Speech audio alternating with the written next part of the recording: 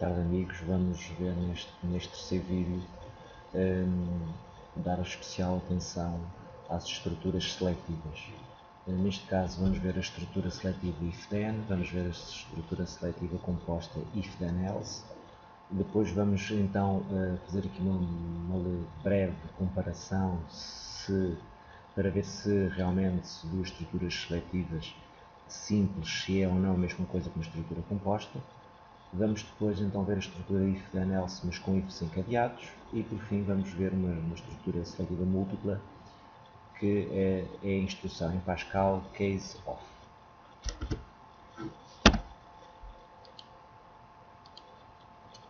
Numa primeira análise vamos ver que então a estrutura if-then permite, a partir de uma condição, poder definir um conjunto de instruções sempre que aquela condição se verifique.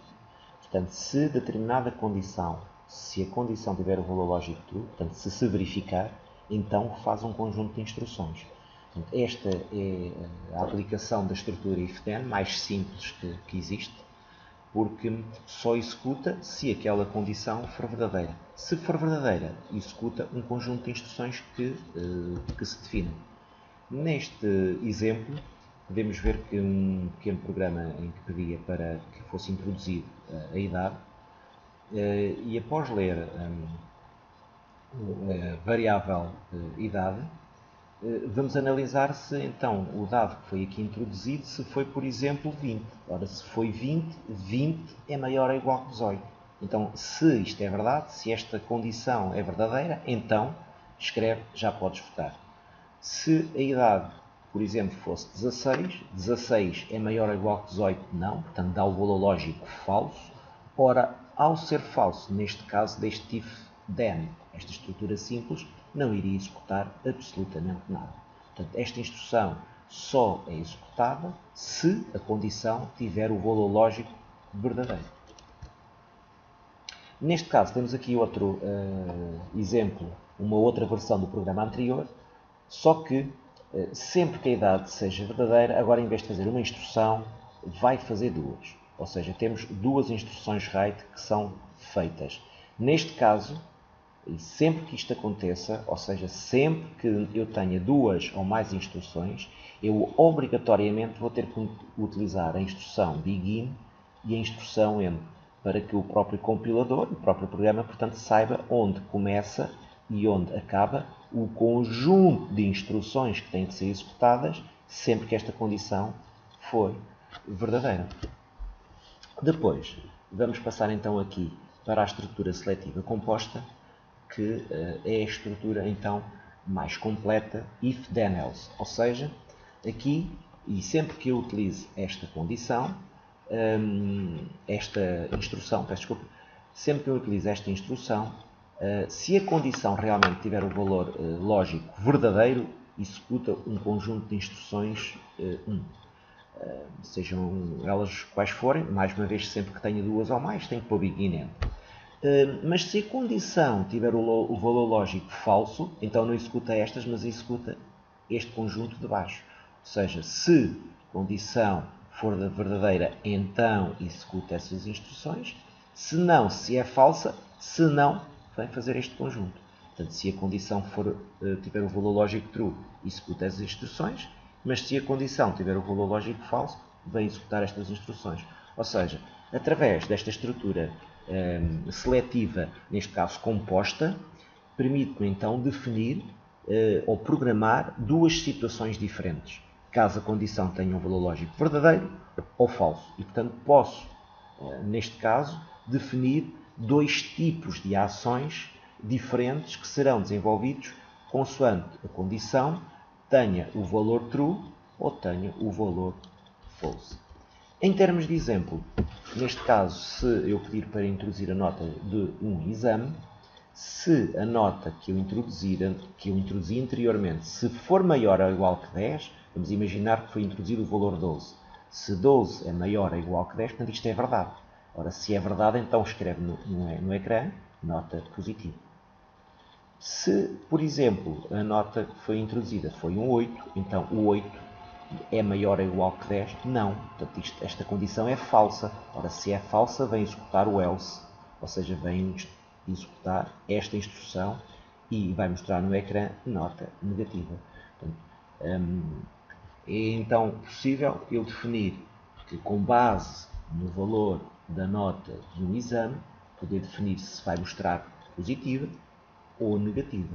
Para isso, tenho que identificar aqui, criar aqui uma condição que me permita depois obter um valor lógico verdadeiro ou falso. E depois, a partir daí, programar quando é verdade o que é que faz e programar o que é falso, sempre que isso realmente aconteça nesta condição. Portanto, é uma condição, neste caso chamamos seletiva composta, composta por duas partes, uma em que é a programação de quando é verdade e uma segunda parte que é a programação de quando é falso. Neste caso temos aqui um outro exemplo onde era possível introduzir um número inteiro e que, com base nesse número inteiro, automaticamente mostrasse se esse número era par ou era ímpar. Ora, nós temos uma função intrínseca dentro do Pascal, que é a função ODD. E é uma função que retorna o valor true sempre que o número introduzido seja ímpar. Portanto, logo se a pessoa introduziu o número 7, o ODD de 7, que é ímpar, dá o valor true. Ora, se é true, executa esta instrução. Então escreve número ímpar.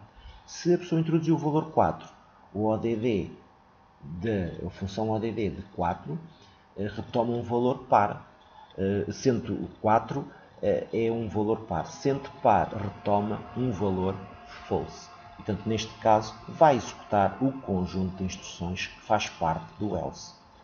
Mais uma vez, ou era executado em cada programa, ou é executado uma instrução, ou outra instrução. Mais uma vez, convém focar que nunca é possível executar esta instrução e esta na mesma execução do programa. Neste caso, uma vez que pode ser executada uma parte da instrução, outra parte da instrução.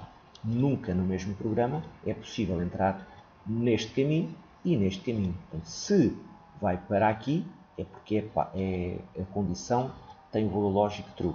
Se não, é porque a função obteve um valor lógico false e então executa esta parte de baixo. Agora a questão que se coloca é saber se realmente, com base até no exercício anterior, simplificando, se a nota for maior ou igual que 10, então positiva, e isto é uma estrutura seletiva simples. Poderia ter outra estrutura seletiva simples, que era se a nota era menor que 10, então escreve nota negativa. Neste caso, está a estrutura composta, que é igual à do exercício anterior. Ora, a situação que se coloca aqui é que não há dúvida que quer a opção A, quer a opção B, ambas produzem o resultado que se pretende. Mas esta estrutura, a aplicação de duas estruturas simples não é tão eficiente, porque enquanto que aqui só é feito uma vez o teste à condição, aqui, mesmo que a nota seja positiva, faz o teste à condição e escreve nota positiva, e mesmo que esta situação já esteja resolvida, vai voltar a fazer o teste a esta condição quando o programa, certeza se foi positiva, não é negativa. E, portanto, cada vez que o programa é executado, executa estas duas condições, mesmo que na primeira resolva logo o nosso problema. Portanto, neste caso, este conjunto aqui de instruções, ou seja, duas estruturas seletivas, que realmente em termos daquilo que o programa tem que fazer, na realidade é igual a ter uma estrutura composta, mas é menos eficiente porque faz testes a condições, por vezes sem necessidade de serem feitos. Portanto, devemos sempre criar estruturas, se possível, compostas.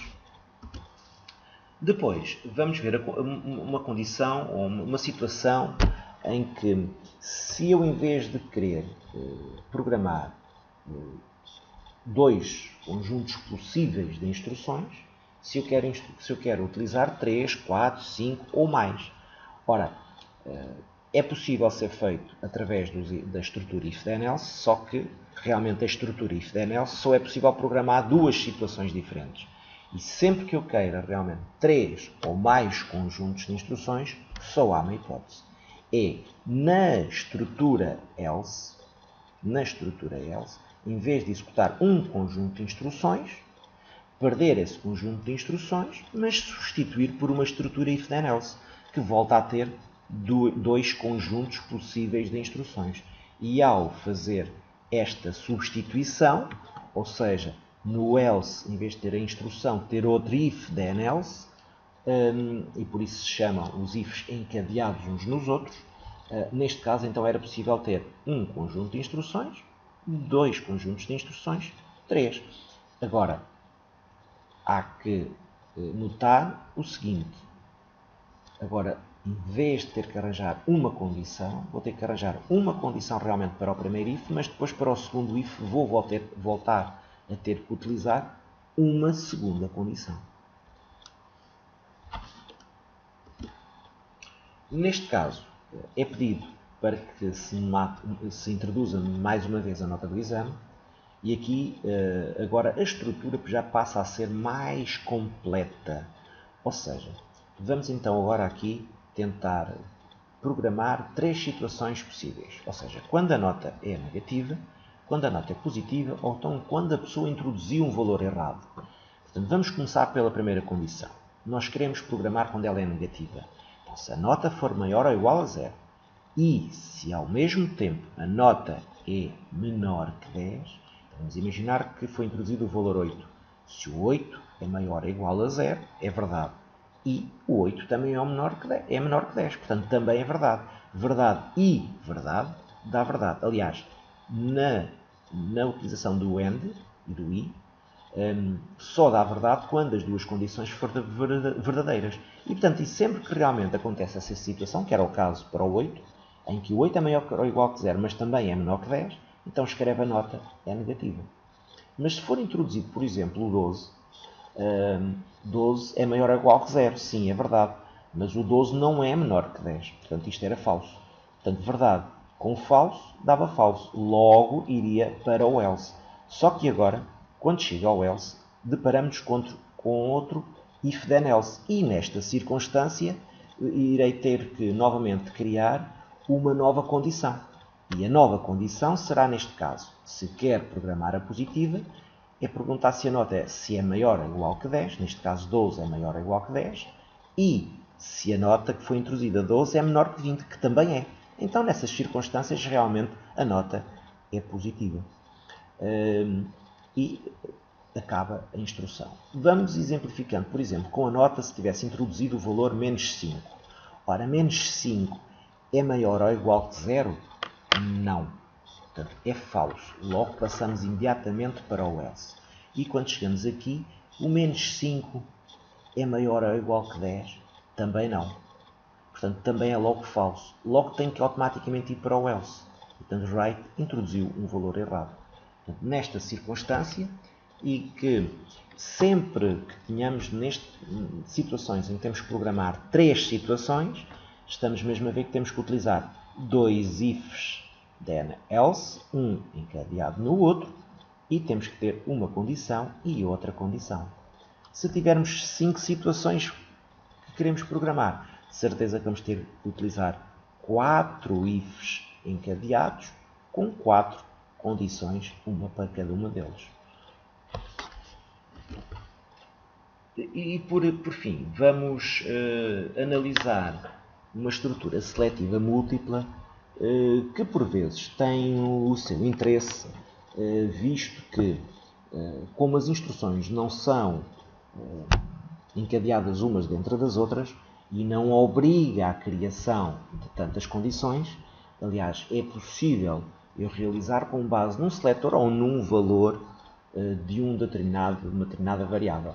Portanto, é possível então definir a palavra case, uma determinada variável ou um valor que é lido, e depois seja o valor 1 faz qualquer coisa, o 2 por aí fora, 3, e posso ter até vários alvos possíveis para programar. Mais uma vez, sempre que tenha um conjunto de instruções, ou seja, 2 ou mais, tenho que colocar o bininho. e o AND, para que sempre que este alvo seja o que foi ativado, então ter que executar este conjunto de instruções. A estrutura else, case, peço desculpa, também é possível utilizar a estrutura else caso nenhum destes valores tenha sido o obtido. E, portanto, aí poderei, apesar de ser uma instrução opcional, mas realmente é possível ser utilizada. Vejamos agora, então, um exemplo concreto, onde, por exemplo, era introduzido um determinado número de 1 a 7, era lido através da variável NR, e agora vamos perguntar, caso este NR tenha sido introduzido, se foi introduzido o valor 1, right domingo. Se foi introduzido o valor 2, então segunda. 3, terça. Por aí fora, até se por acaso foi introduzido o valor 6. Caso seja 6, então vai executar, neste caso, duas instruções. E aqui está o exemplo de utilizar duas instruções, e para isso tem que obrigatoriamente utilizar a instrução begin e a instrução end. Caso a pessoa tenha introduzido até na variável NR um valor diferente de 1 a 7, seja ele superior a 7, ou seja ele negativo, ou 0, neste caso entra neste else e escreve uma pequena mensagem a dizer, ups, introduziu o número errado. Portanto, apesar da opção else ser opcional, pode ser realmente interessante também a sua utilização sempre que eu queira dar a indicação que não foi nenhum valor introduzido que pertença ao conjunto definido. Relembrar apenas, e é importante, que a instrução case termina com a palavra end.